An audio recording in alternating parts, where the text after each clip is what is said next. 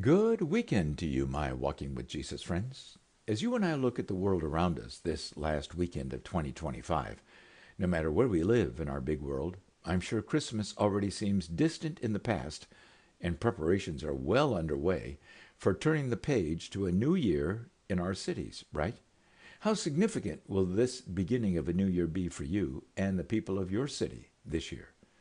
Yesterday, I told you there are four significant events in God's grand narrative which the Bible records as taking place in the lives of Joseph, Mary, and young Jesus soon after that first Christmas.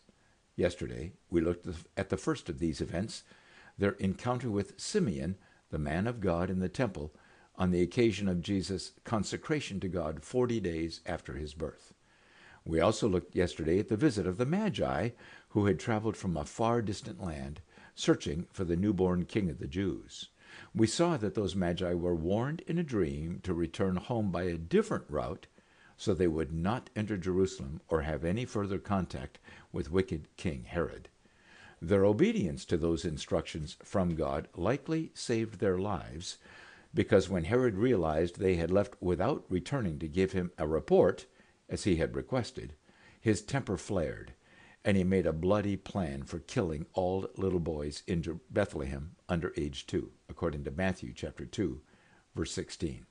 We assume King Herod chose that age based on the report he had received from the Magi of when they first noticed their guiding star, how long they had traveled, and who they were searching for. Combined with the fact that the Magi visited Mary and young Jesus in a house, according to Matthew chapter 2, verse 11, we conclude it may have been at least 1 year or more after Jesus was born that the Magi visited Bethlehem. While Matthew does not give us the gruesome details of that horrific Holocaust in Bethlehem, Matthew quotes the prophet Jeremiah in summarizing the indescribable grief of parents and grandparents as their innocent children were brutally slaughtered. Matthew chapter 2. As I read those verses and imagine the terrifying scene in Bethlehem, I am horrified to consider the extreme to which many people, including politicians, judges, attorneys, doctors, nurses, and even parents, will go to protect and promote the vicious slaughter of millions of unborn babies through abortion every year, even in well-advanced, sophisticated places like North America and Europe. It is nothing less than barbaric. The only difference between what happened in Bethlehem and what happens every day in abortion clinics in our day is the Bethlehem killing was of already birthed little boys up to 2 years of age. While paranoid, angry King Herod was making his plan, rallying his soldiers and dispatching them from Jerusalem to rush quickly down the road, only 6 miles to Bethlehem, God was alerting Joseph in a dream to rise up from his sleep quickly, gather what few belongings they could carry, and rush out of Bethlehem with Mary and little Jesus. Why? Because precious Jesus was the primary target of Herod's genocide, and there was no time to waste. No time for discussion or debate, no time for making a plan or asking God for more details. God's instructions to Joseph were clear. Get up, take the child and his mother, and escape to Egypt. Stay there until I tell you, for Herod is going to search for the child to kill him. Matthew chapter 2, verse 13. As you reflect on your life journey, have there been times when you've sensed clear guidance from God in an important decision? And as you reflect back, do you see how your obedience saved your life or protected you from disaster? Joseph's immediate and total obedience that night saved his life and that of Mary and little Jesus. As far as I know, Joseph had never been further south in Israel than Bethlehem, so as they headed south toward Egypt in the dark of that night, fleeing for their lives, each step they took was like Abraham and Sarah of old, following God into the unknown. I've done that. Have you? Oh my, it's an exhilarating experience, isn't it? Especially when it's a geographical move and you have your family in tow with you, to the best of your ability, following God. We don't know exactly where Joseph and his little family found refuge in Egypt.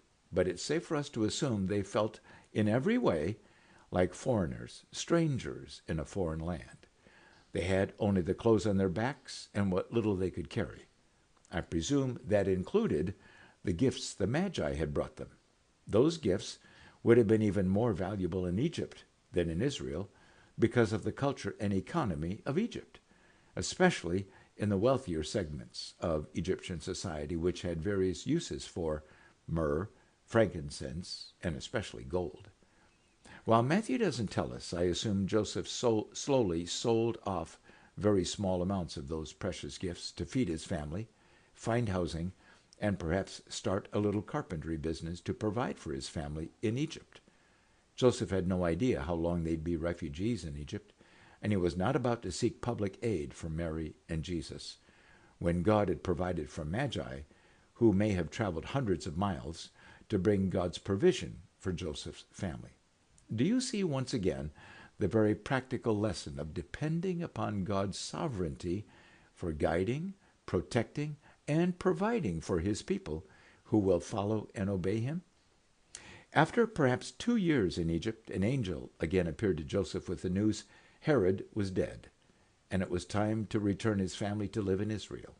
Once again, God guided Joseph to return home to the Galilee region, and specifically Nazareth, their hometown. Under normal circumstances, going home is often wonderful, but these were far from normal circumstances, and we should assume life would have been simpler, easier, living in a town where no one knew the story of that first Christmas.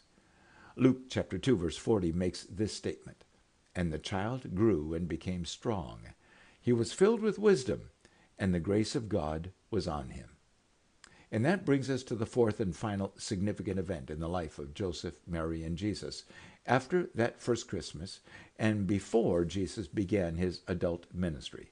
This special event is recorded for us in Luke chapter 2, verse 41 to 52, and occurred when young Jesus was 12 years old.